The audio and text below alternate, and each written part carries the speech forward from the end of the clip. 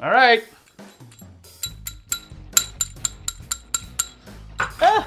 It's Des and Jeff Watch Stuff. It's time. We're going to talk about Pluribus, which is a streaming show on. Do you need more booze? No. Okay. Streaming Show on Apple TV. There's a lot of really good stuff on Apple TV, and no one really knows about it because no one really has Apple TV. I know. But Pluribus is the new show from the mastermind of Breaking Bad, Better Call Saul, Vince Gilligan. And this one actually leans more into the stuff he did before Better Call Saul and Breaking Bad, because he used to write on the X-Files. That makes perfect sense. Yeah. I didn't know that. Yeah, so like we always do on Des and Jeff Watch Stuff, Des will talk about what the show is actually about. No. What is the plot of Pluribus? Des is not going to explain this. Please explain it, because it's fun. Everyone loves it. Everyone loves when you try to explain it. I couldn't even try. I can't explain this one because I don't feel smart enough to explain this one. I don't know if I can. The world gets infected by a virus. Okay? Virus comes from space.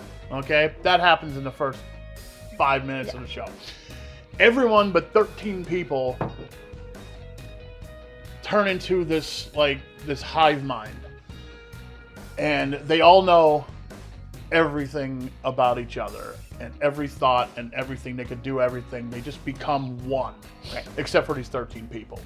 And the main character, Carol, is a miserable author who she pretty much hates her fan base, hates everything. She hates the stuff she writes. She just hates it.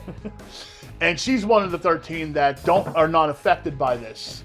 So when this happens, a lot of people die, and then the rest of them, they pretty much want to assimilate the other 13. That's like their goal, is to make the 13 people as comfortable as possible until they can figure out how to assimilate them. So what that does, am I getting it right? Yeah. Okay, so what that does is make the whole world peaceful. Right.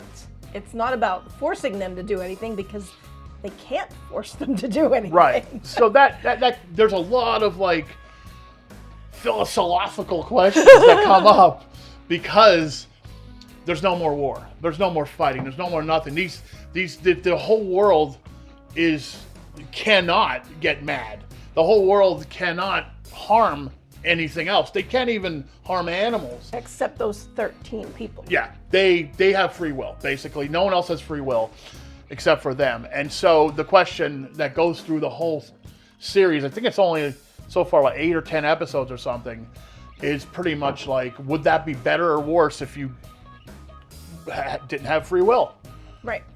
That's basically the show in a nutshell. It's interesting. Yeah. So, what did you think of Pluribus? I liked it. I did like it. Yeah. Did you find yourself thinking about each episode as we went to sleep at night? I did sometimes. I don't like when things hurt my brain, and this didn't hurt my brain. I could digest it. And that's the trick, I think, from the guy who created this, from Vince Gilligan, that he has a knack of taking these really big ideas, these complex things, and making them accessible. Even when you look back to Breaking Bad, how it goes from this mild-mannered man who's kind of a pushover to this ruthless drug lord, and you still love him. Better Call Saul, you see the change from Jimmy McGill to Saul Goodman, and it doesn't seem forced. He has a knack of it, and everything in this show, and we always watch like the YouTube videos of people dissecting it, and a lot of times they get it wrong, but there's always these little hints about certain things that we may have missed because someone's on their phone or doing the whole 2-screen viewing, which is a terrible thing, and you can't do that really with Pluribus because you're gonna miss a lot. Yeah. But there a lot of little things in the show mean something. The colors mean something. What the color shirt someone's wearing is always kind of symbolic of something. There's a lot of deep stuff, and that's why I think Vince Gilligan is a genius, because that's something I wouldn't have thought of. Okay. You know? In my defense, even if I wasn't on the phone, I wouldn't catch some of that because I don't go that deep when I'm watching something like that. Sometimes I do. I'm like, was this what I think it meant? But most of the time, no, not that deep. Now, even though it is a sci-fi show, it's a science fiction show, but it's not like Star Trek-y. It's not Star Wars-y. Like I said, my mom would be able to wrap her head around this. You know, anyone, even people who don't like sci-fi, because it's more about the human condition. Yeah. You know, this woman goes through like loneliness. You know, she starts to get lonely. Right. Because at one point, all the people leave because she's being really mean. That's another thing. Like right. anytime one of the 13 people are mean to anyone else in the world that's part of this hive mind, they freak out. They have like a seizure, and sometimes they die. Yeah, some of them die. They can't handle this. They can't handle like this weird human emotion right. of anger and meanness. But she was already alone because her wife died. So she's already dealing with like actual loneliness and death and grief. Her wife died because of this assimilation. Right. She fell over and died. So she's grieving on that, and she's hating these whatever they are, these alien hive mind thing, because they killed her wife. Right. The only person that she, really got along with, I guess. Yeah. The only person that understood why she was the way she was. Yeah. So that's Pluribus in a nutshell. Yeah. I thought it was real. I don't know where they're going to go from here.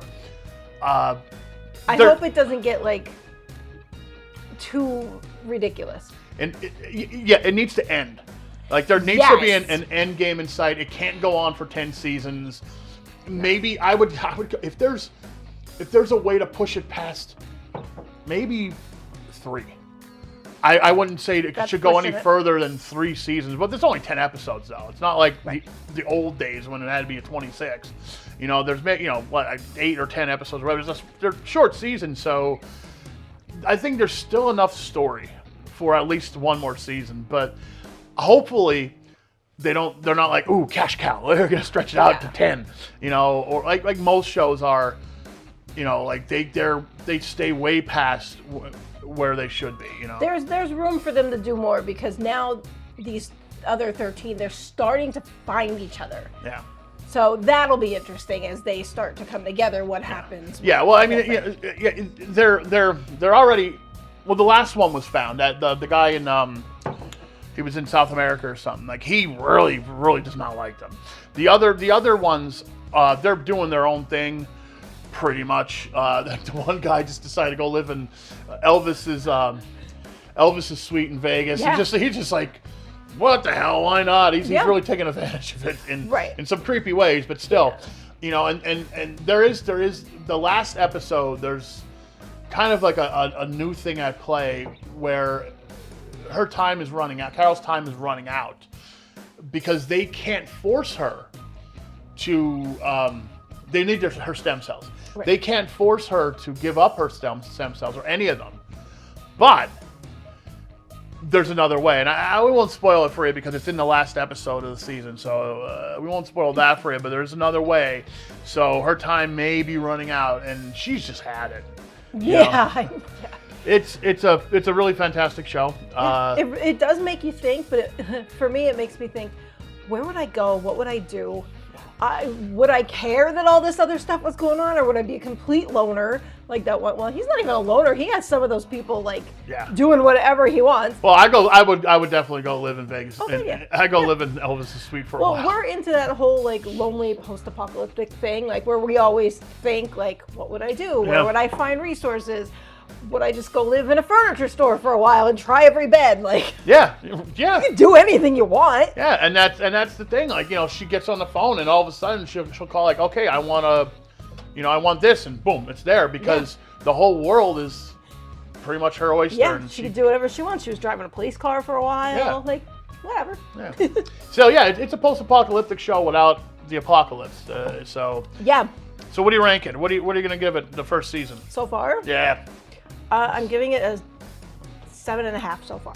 I give it a 9 out of 10. Woo-hoo-hoo. I really liked it. I need room to think about that. I liked it, but Are you if just not sure another where season didn't come on, I don't think I would like cry over it. Oh, you just want it to end right now? I think I'm afraid of it. I Do you think think, that's the problem. you think it's going to go down in? No, I just don't think it doesn't occupy my mind enough.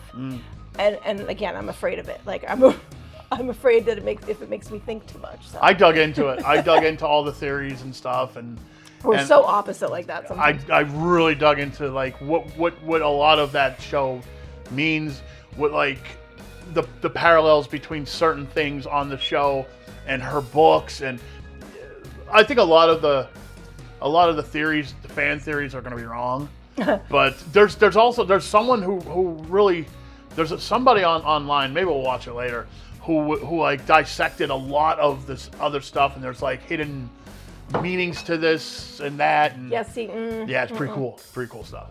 Yeah.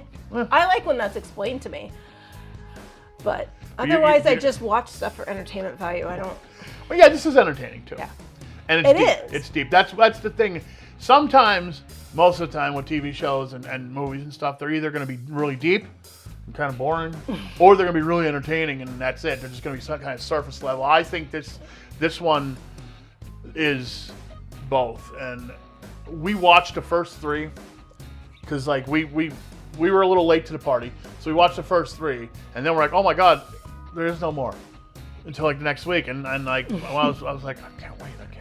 I was like, oh my god, like a little kid. I'm like, I want it now. So that's Pluribus. Yeah. Watch it. I'd say watch it. You know what? I think you could get like, free Apple TV for like, like a week or something like this. So just binge watch it if you don't want to pay for it. But it was worth it. So. Yeah. Or reason why I watched it is because I forgot to get rid of my Apple TV subscription. Usually how it happens. And there you go. So and that's how they get you. All right. We're going. We're going to go eat some food. All right then.